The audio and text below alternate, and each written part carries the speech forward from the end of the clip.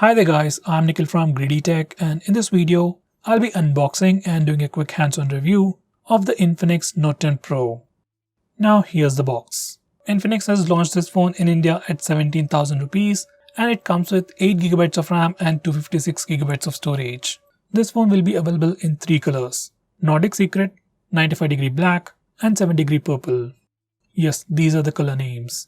The main highlights for this phone would be its massive display, bigger battery, faster charging speeds, and dual stereo speakers. Besides that, you also have some pretty impressive cameras and some decent performance. So without any further delays, let's get on with the unboxing first. So here's the box once again. It has a branding on the front. By the way, it also has a 90Hz ultra smooth display, which is another good thing about this phone. On the back side, we have some more highlights, pricing, and some information. Now let's unbox it. First we have the phone itself. Next we have a 33-watt fast charger, a USB Type-C charging cable, SIM card ejector tool, some documentation, a soft silicone case. Finally we also get a free screen protector. Now coming back to the phone, let me just remove all these stickers. Now this is how the phone looks on the front and this is how the phone looks on the back. Now let's have a physical overview. On the back, this phone has a plastic back panel with a nice matte finish with a pretty peculiar grainy texture to it, so it looks much different from other phones in the market. At the top we have the camera module with a quad camera setup along with quad LED flash and some more specs following the camera module. At the bottom we have just the Infinix branding. On the front we have a huge display with a punch hole design. Above the display we have the earpiece and some sensors, and below the display it's completely plain. As for the sides, on the right side we have the power and volume buttons. They are made of plastic, they have a nice clicky feel to them. And on this phone, power button also acts like a fingerprint scanner. At the top, it's completely plain. On the left side, we have just the SIM card tray housing 2 nano SIM slots along with a dedicated SD card slot. At the bottom, we have the 3.5mm audio jack followed by the primary microphone, USB Type-C charging port and the speaker grill. Now this is how the phone looks with the case on. It's just a soft silicone case which can give you some grip, prevent smudges, that's all. Not too much in terms of drop protection. By the way, it has all the required cutouts, everything's good. It's a decent first case that you can use. Now with that said, these are the complete specifications of this phone. On the rear, this phone has a quad camera setup with a 64MP primary camera followed by an 8MP ultra wide angle camera, a 2MP black and white lens and a 2MP camera for taking portrait shots. For selfies, we get a 16MP camera with dual LED flash. As for the display, on the front it has a 6.95-inch IPS display with Full HD Plus resolution with 90Hz refresh rate and 480 nits of brightness. Basically it's a massive display, so it's gonna be great for media consumption like watching videos or even playing games. While we are talking about games, this phone is powered by a MediaTek Helio G95 processor with Mali G76 MP4 GPU with 8GB of RAM and 128GB of storage. In the battery department, this phone has a 5000mAh battery, comes with a 33-watt X charger, and you can get up to 70% of charge in just 30 minutes. So that's some pretty incredible charging speeds. Now with that said, let me just turn it on and set it up. So this is how the user interface looks like. This is the home screen, app drawer, and here's the notification panel. Looks pretty much similar to previous Infinix phones.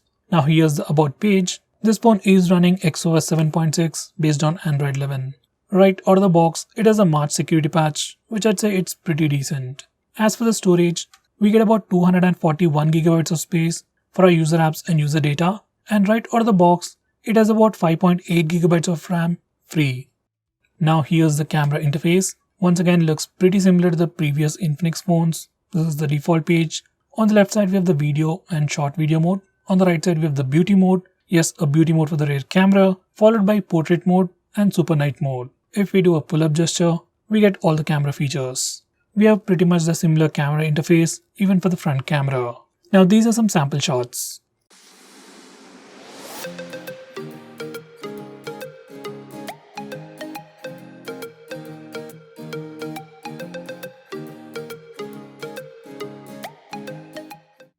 Now let's test the speakers. By the way, this phone has dual stereo speakers, which is a pretty impressive thing for a phone, especially in this price segment. Here's an audio sample. Music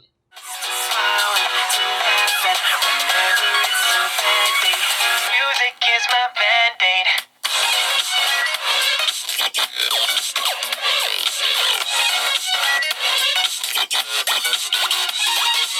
So as you have heard, the speakers on this phone are pretty loud, definitely good enough for media consumption, ringtones and alarms. Especially for watching videos, it's gonna be great because of the bigger screen and the stereo effect. Now I've also tested the fingerprint scanner on this phone.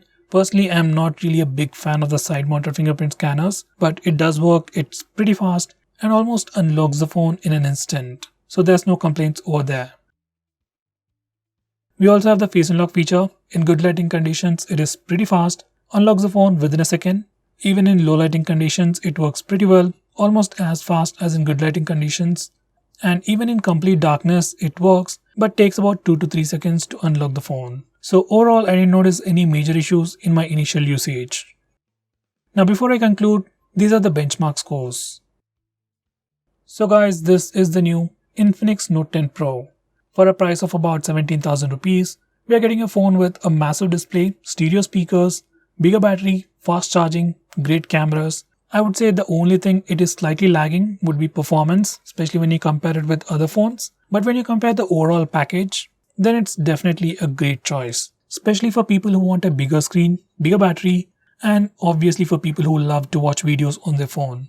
So guys, what do you think about this phone? Do you think it's worth it? Do you think there's something better than this phone? Do let me know by commenting below this video. With that said, if you're planning to buy this phone, use the link in the description. It always helps the channel.